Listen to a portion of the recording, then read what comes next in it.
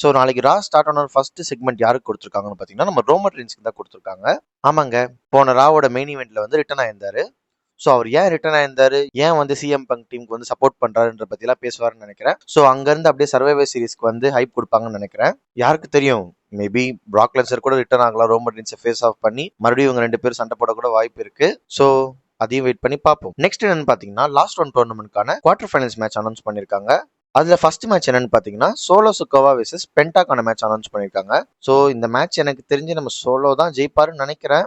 ஏன் கேக்குறீங்கன்னா அவருக்கு பின்னாடி எம்எஃப்டி இருக்காங்க. ஸோ மேபி பென்டாவை டிஸ்ட்ராக்ட் பண்ணி ஜெயிக்க கூட வாய்ப்பு இருக்கு. ஸோ வெயிட் பண்ணி பார்ப்போம். ஸோ அதுல செகண்ட் மேட்ச் என்னன்னு பாத்தீங்கன்னா கந்தர் வெர்சஸ் கார்மோலா ஹேஸ்.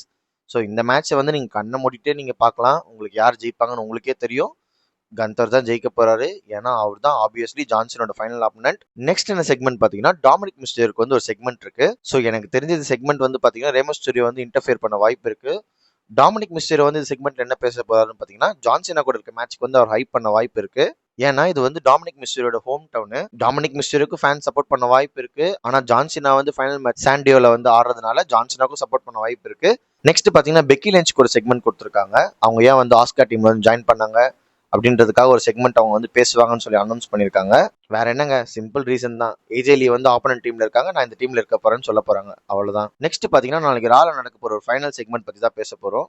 என்ன செக்மெண்ட்னு பாத்தீங்கன்னா மென்ஸ் வார் கேமுக்கான அட்வான்டேஜ் மேட்ச் நடக்கும். ஸோ அதுல வந்து WWE இப்போதைக்கு அஃபிஷியலா என்ன அனௌன்ஸ் பண்ணிருக்காங்கன்னு பாத்தீங்கன்னா ரோமன் ரெயின்ஸ் டீம்ல இருந்து 2 மெம்பர்ஸும் விஷன்ல இருந்து 2 பேர் சண்டை போடுவாங்கன்ற மாதிரி அனௌன்ஸ் பண்ணிருக்காங்க அஃபிஷியலா. ஸோ இது டாக் டீம் மேட்சா தான் இருக்கும்னு நினைக்கிறேன். ஸோ இந்த மேட்ச்ல யார் ஜெயிக்கிறாங்களோ அவங்களுக்கு தான் வார் கேம் அட்வான்டேஜ் கிடைக்கும் ஃபர்ஸ்ட் வந்து என்ட்ரி கொடுக்கறதுக்கு. ஸோ இந்த மேட்ச் கூட நல்லா இருக்க வாய்ப்பு இருக்குங்க மெயின் இவெண்ட். ஏன்னு கேட்குறீங்கன்னா ரோமன் ரெயின்ஸ் டீம்ல இருந்து யார் வந்து மேட்ச் ஆட போறானே தெரியல.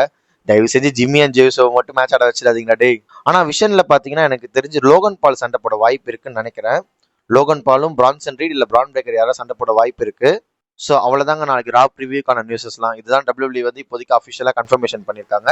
நாளைக்கு மறக்காம ரா வந்து லைவ்ல பாருங்க.